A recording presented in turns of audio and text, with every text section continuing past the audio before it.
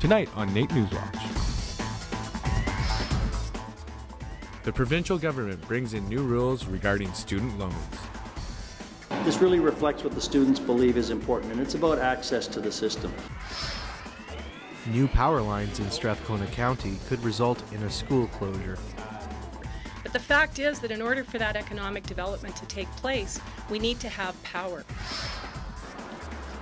A walkout on Thursday by hospital support staff was brought to a speedy conclusion.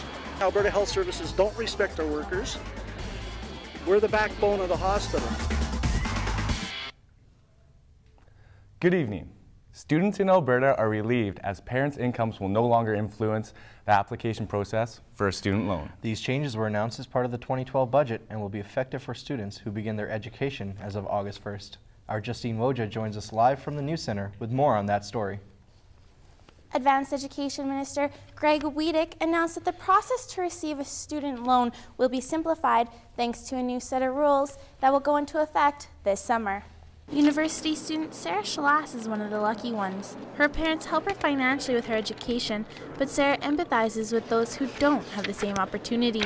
Before, students were hindered by their economic background and family income, so it kind of made them unable to receive a student loan. So this is great where everyone will be able to have the opportunity to receive a post-secondary education. Students in Alberta will no longer have to account for RRSPs and parental earnings as part of their eligibility for the provincial portion of student loans. Students will only have to pay a flat rate of $1,500 to their tuition. Prior to the passing of this bill, the student loan process was often very bureaucratic, so it made it really difficult for students to receive a student loan. Other changes include eliminating interest charged during the repayment grace period and implementing new grants to encourage completion and retention. We feel like the student loan system is going to be easier to understand, especially around the remission piece.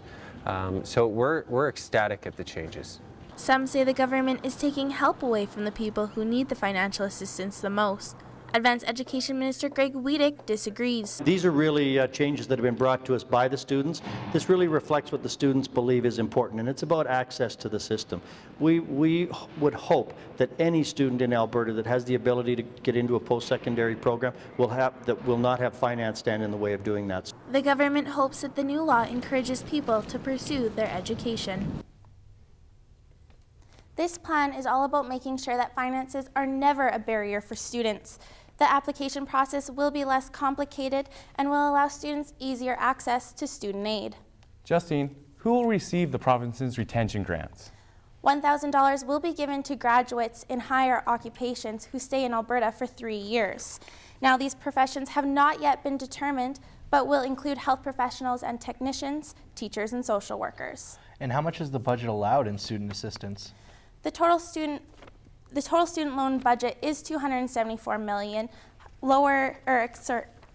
67 million higher, up from $267 million last year, although that amount could go up depending on the number of applicants. Thanks, Justine. That's Justine Woja reporting live from our News Centre tonight. This is NAIT NewsWatch. A new radio campaign to stop a Sherwood Park school from being closed was launched this week.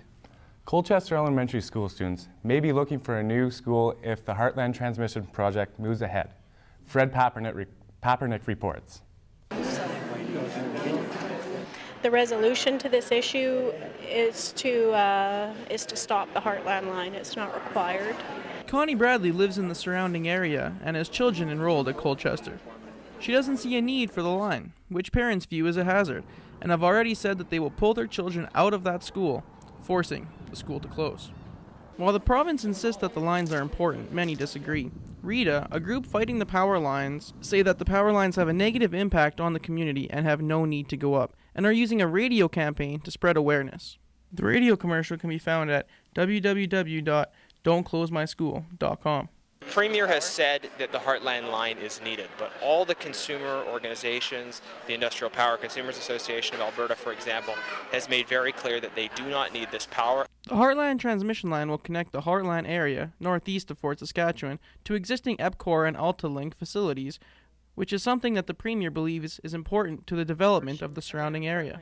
transmission. And of course, there's tremendous economic opportunity that's going to come to this region as a result of development with things like the Northwest Upgrader. But the fact is that in order for that economic development to take place, we need to have power. And so the transmission line is terribly important. Although many in the community would like the power lines to go underground, it has not been common for Alberta to bury power lines in the past. Fred Papernick, NAIT NewsWatch. Canada's growing population has left the province in need of more power. The Critical Transmission Review Committee were handed the task of deciding whether 2 high-voltage power lines were needed between Edmonton and Calgary. Immediate reinforcement of the north-south transmission system is required, and that the 2 lines will be required over the planning horizon. Concerns were raised as the construction of the power lines will lead to the approximate $3 increase in monthly energy bills, but their committee assures the lines are necessary. A newly proposed bill is promising to improve education across Alberta. Hello everybody, thank you for coming. Education Minister Thomas Lukazik introduced the proposed bill on Tuesday. Lukazik asked students across the province to write to him expressing their concerns with our current education system. The world is changing and the education system is changing with it. The education system has a big job to train young people for a world beyond today's world. With a chance of an election in the coming year, the opposition finds the timing of this bill suspect. The extra consultation was nothing more than a publicly funded pre-election campaign on the part of the minister on behalf of his party. If passed, the bill would raise the age of compulsory attendance to 17 from 16 to encourage more students to complete their high school education.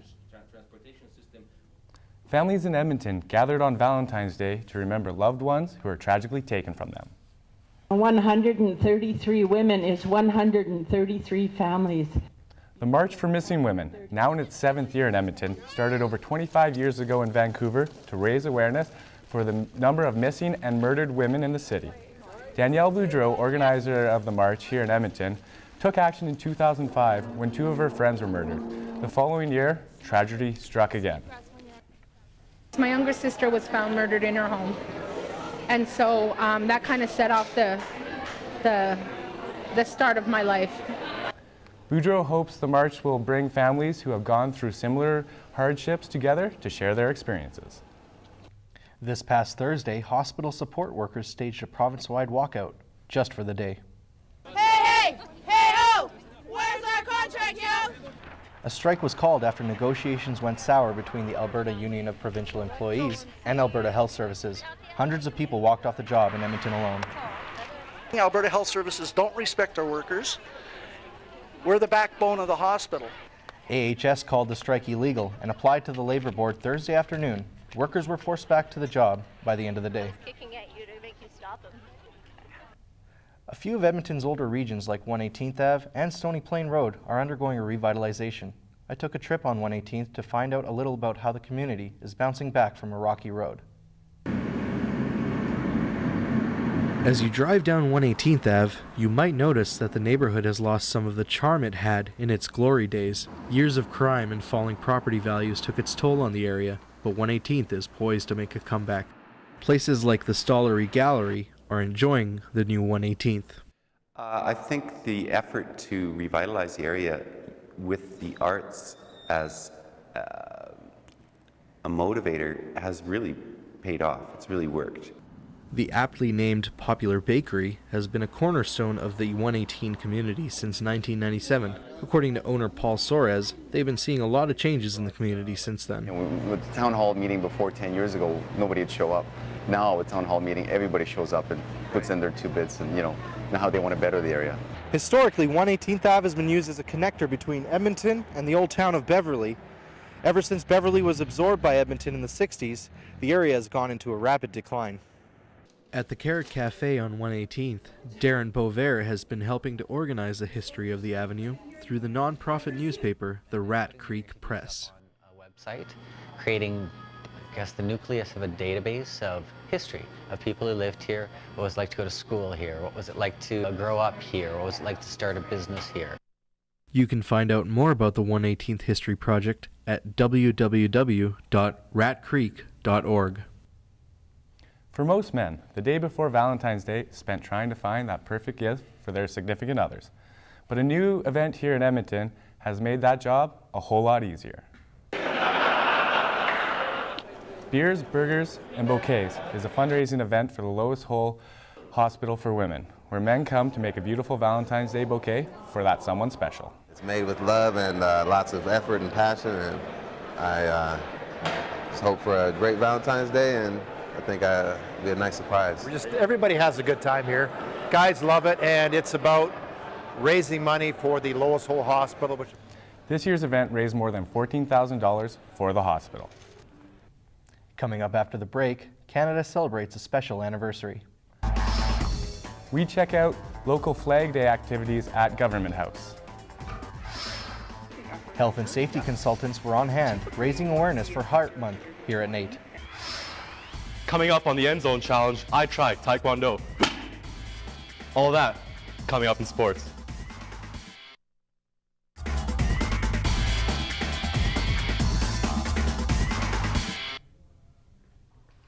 February may be known for Black History Month and Valentine's Day. But there's another important day that most Canadians are not aware of. Wednesday was National Flag Day. Students and Mounties gathered at Government House for the annual raising of the flag. After the students were given a tour, an RCMP officer remembered when Canada introduced the national flag. We learned about why we were switching to our own flag. There was a lot of history that was taught to us at that time. The students embarked on a scavenger hunt throughout Government House that taught them about Canada's history and the importance behind our national flag. So Pat, the groundhog's prediction is a little bit off. I mean, we've had a pretty mild winter so far. Yeah, absolutely. It's been like I've been back in BC with how mild the weather's been. Yeah, it's nice. Anya joins us now with weather. Well, you know how they say no news is good news? I'd say that's pretty applicable because I have nothing to tell you. Our weather is going to be pretty comparable to what we've had so far this winter. Out of the last 45 days, we've had 26 where our high was above zero. So for our next week, we can expect pretty much the same thing. There might be a quick dip below -15, -10, that range towards the end of next week, but it's going to be temporary and we'll get right back up to these unseasonably warm temperatures. So let's take a look at the boards. In Calgary, there's going to be a high of +3 and a low of -7. It'll probably be partly cloudy. In Jasper, it'll start off at a low of -7 and reach a lovely +2, also partly cloudy. Fort McMurray can expect a low of -11 and a high of -3, mostly cloudy. And here in Edmonton, we'll start off at -7 but gradually reach our way to +1 and mostly cloudy. As for the records, we've reached a low of -38 in 1885, but in 1916 it was a high of +14. Weather brought to you by NR92. So I don't know about you guys, but with reading break coming up here right away, I'm probably going to spend most of it outdoors. Yeah, absolutely, Anya. We couldn't ask for better weather for reading break. Thanks, Anya. Across Canada, February is being recognized as Heart Month. NAIT's own health services made an effort to make sure that staff and students are aware of the risks of heart disease and stroke. Ali McGee reports. Events put on by a generous support of volunteers and donors. This week, NAIT hosted Heart Health. And if you just put your arm out. Booths were set up on the campuses to educate students and staff about heart disease. Laura Walker, a consultant with the NAIT Occupational Health and Safety, helped individuals check their blood pressure at the awareness booth. I find that it's a good promotion because it gets people very aware of what their blood pressure is. So it's nice to do that because I actually think that awareness is part of health. Laura explained why their numbers may be high or low and offered information to everyone that passed by. For those who had a higher blood pressure reading, the event offered pamphlets and recipes to promote healthier living. NAIT Health Services offers various events throughout the year to promote a healthy lifestyle. Ali McGee, NAIT NewsWatch. So Stefan, I heard the NAIT men's hockey team is playing well and winning big. And with the NHL trade deadline coming up, it's a pretty exciting time for hockey fans. Well, that's right. The Oilers are expected to be very active at the deadline, and the Ukes are back on track. All that and more coming up in sports, which starts right now.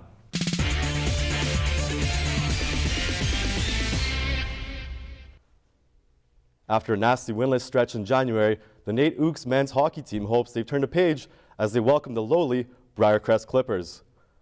Ooks and their home white Steel Boomer gets this one-sided affair started. Not too long after, Andy Williger launches a howitzer, beating Briarcrest goalie Jesse Chenard. It'd be a long night for Chenard. Jordan Draper tees one up, just squeezes one by. Briarcrest down 3-0. They take a timeout. Doesn't help, as Yuri Prochaska has all day to wire this one top shelf. Second period now. Nate's Graham Harrington was solid when called upon, flashing the leather. There, nice save. Briarcrest turnover. Draper makes no mistake. First second of the night, 5-0 Ooks.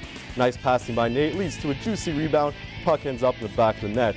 On to the third period, Brennan Volkin slips one past the helpless Clippers goalie to make it 7-0.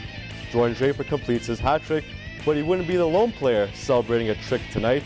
Yuri Prochaska walks around the Briarcrest D for his second of the night. Harrington preserving the shutout, nice stop there. Tape-to-tape pass from Liam Dare gives Prochaska his hat-trick goal.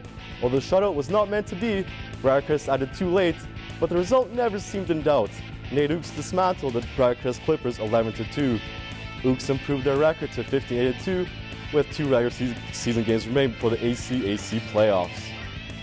I think everything was just kind of going our line's way, actually our whole team's way, so we got the bounces tonight and it was pretty fortunate, I guess. Did they compensate tonight? Yeah. With the NHL trade deadline just over a week away, hockey experts are predicting a lot of player movement at the deadline. The Oilers are likely to be involved. Let's say Alashemsky, for instance. He's very likely to be moved by Steve Tamlini. He's one of the best, high-end free UFA rental wingers out there. NHL stars are not immune to deadline day. Well, as of today, it's Rick Nash. There's absolutely no question. He's a perennial Team Canada Olympic team, first-line left winger, 6'5". He is by far the best player that's on the market. As for surprises on deadline day, I'm going to say this is the year that Teemu Selanne gets traded to somebody of note. Mark it on your calendars. NHL trade deadline goes down on Monday, February 27th. With CFL free agency well underway, changes are aplenty for the Eskimos. Who are afraid of change stay the same and don't improve. The CFL's most outstanding Canadian has signed with the NFL's Miami Dolphins. In terms of the Jerome Messam thing, we're surprised given the front end money or lack thereof, but that's, each kid has a right to follow his own dream. Eric Tillman has been extremely busy this offseason, one which saw franchise quarterback Ricky Ray dealt to the Toronto Argonauts. Questions will have to be answered heading into training camp. Incoming Eskimos have big shoes to fill, something Tillman isn't worried about. We expect to be good. You won't hear us use the word rebuild. Okay, we're not in excuse-making business. We understand what the expectations are here. A couple of Edmonton Eskimos had some fun at Dr. Dahl Massey Elementary School this week. How many meals would you eat in a day? How many meals you eat a day? For Marcus Howard and Calvin McCarty, they reminisced about opportunities like this. It wasn't too long ago for myself when I was, not these exact seats, but sitting down in an assembly and listening to some athletes talk to me. The Eskimos are part of the Champions in the Community program, which inspires kids to create a playbook for success of their own. Well, my parents were never too fond of fighting, but for this week's End Zone Challenge, I tried the national sport of South Korea.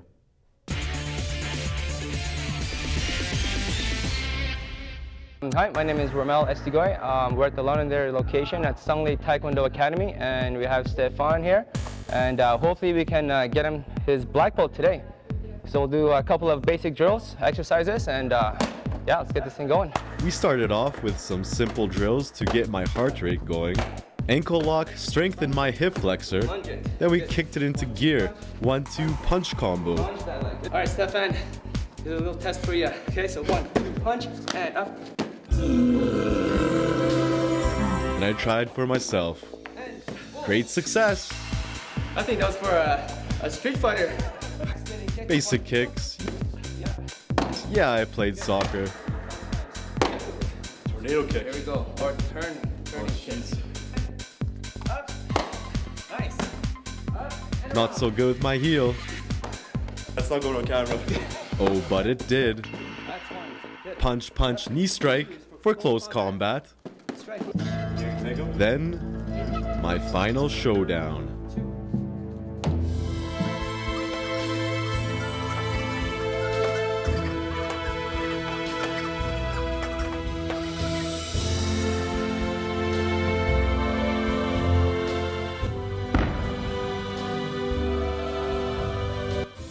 That's all for this week's End Zone Challenge. Well, I'd like to thank Sangli Taekwondo for letting me come in, flex my muscle. So Steve, how long do you end up getting that, or how long till you end up getting that black belt? Well, they told me to expect it in mail, but I still haven't received it yet. Usually you need to allow like 4 to 6 weeks for shipping on those items. But thanks, Stefan. Thanks, Stefan. Coming up after the break, I went down to the WIN shelter to help out women in need. Coming up in entertainment, we take a look at the U of A's new must-see museum. NAIT NewsWatch jackets, sponsored by JobSite Workwear. The Edmonton Women's Shelter has been helping women and children in crisis for more than 4 decades. The NAIT NewsWatch team went down to the shelter to lend a hand.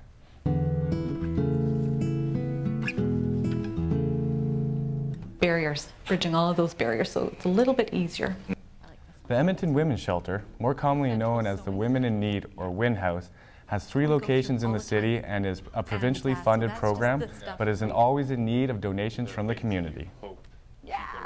We have had over 324 women in 1 year, over 490 children through our doors, and over 2,000 crisis calls in a year. After I was shown around, I got right to work helping sort through clothing donations received from the community. WIN House is always looking for donations of seasonal clothing, diapers, and baby formula. To donate, go to winhouse.org for donation drop-off locations. From musicians to museums, and even an anti-Valentine's party. We've had our Laura Collinson going all across the city this week, getting you your local entertainment news.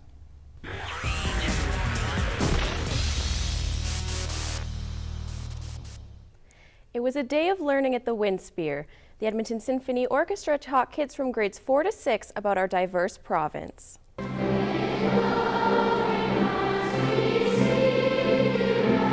From dancing to music, throat singing, and even mimicking the loon call through instruments from across the theatre, the kids learned in a fun way about Alberta's heritage. The kids even brought the recorders to join in while the others conducted. Go!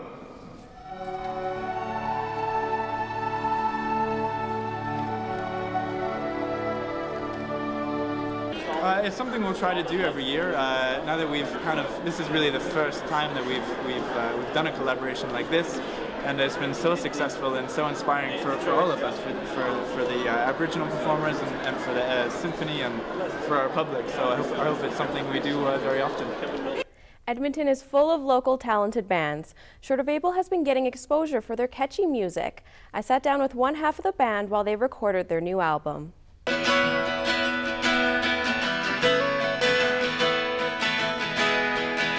We started as a 3-piece, 1 guitar, 1 bass, 1 drummer. A mixture of sound, Short of Able records and mixes their own music, bringing it across Western Canada. Played obviously Edmonton a lot because we're from that. We've played Calgary a few times, we've played Red Deer, we've played Saskatchewan, Lloydminster. We're going out, actually next week we're going out to Vancouver and Victoria for the first time. You can check out their upcoming shows on their Facebook page. The items have been 99 years in the making, but the exhibit only took 6 weeks to set up and is finally ready to be unveiled. So cute, so you met at the program. I love it. Items of the new University of Alberta exhibit go along with the theme of winter. From paintings to clothing, one of the coolest things has to be the whalebone carving.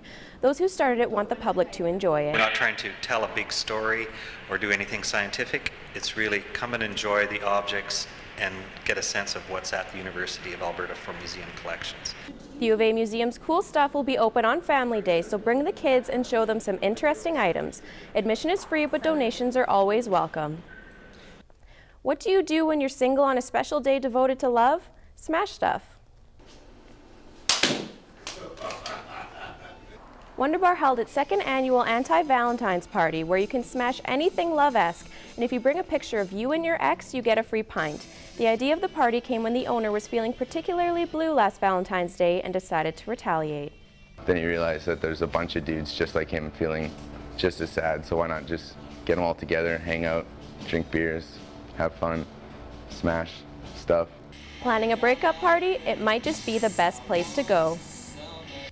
Everyone remembers their high school parties, the good, the bad, and the very, very ugly, although I've never seen one quite like this. Mom, Dad, it's me, Thomas. Where do I start? This is supposed to be a small get-together. I wanted to be cool for one night. You know, I wanted girls to notice me. Then things just got a little out of control. Project X is a comedy drama film shot almost Blair Witch style, making the viewers feel like they're a part of it. Three friends throw a house party wanting for people to finally notice them, but what starts off as a get-together turns chaotic. There's not much more that I can give away. All I can say is come March 2nd, you're gonna want to be in the theater. Hello? Thomas? Dad, hey. Well, we just wanted to call one last time. Make sure you were set for the night.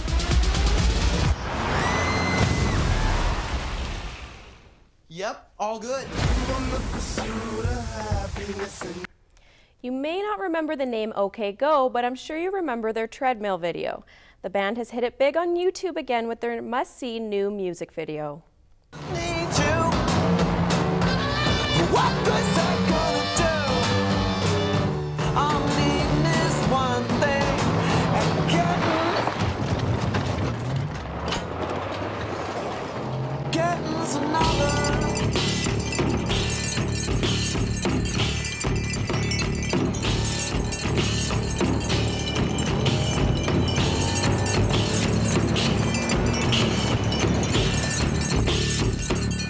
I can definitely understand why that video has 13 million views and counting.